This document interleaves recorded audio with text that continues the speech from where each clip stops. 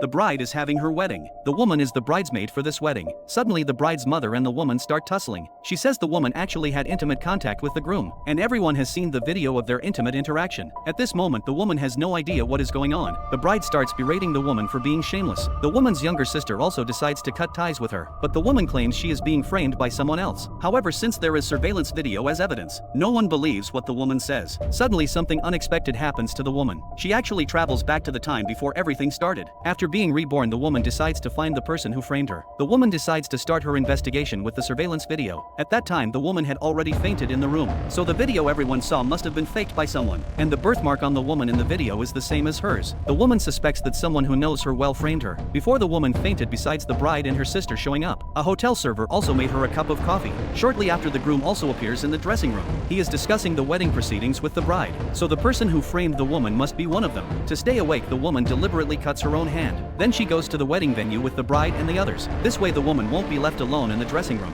At this moment the bride says that for the next part of the wedding, the woman needs to wait for them alone in the dressing room, and the tragedy that befell the woman before her rebirth started when she was left alone in the changing room. To uncover the truth, the woman decides to go back to the dressing room alone again, but to preserve evidence, she leaves her phone outside the door and turns on the recording. The groom's friend suddenly shows up and says he wants to invite the woman for a drink. At this moment the woman is very cautious and turns down the man's invitation. Then she accidentally drops and breaks the wine glass, but the woman actually finds something wrong with the red wine in the glass, so she suspects that this man framed her, but the man says he didn't do it. Suddenly the woman faints again.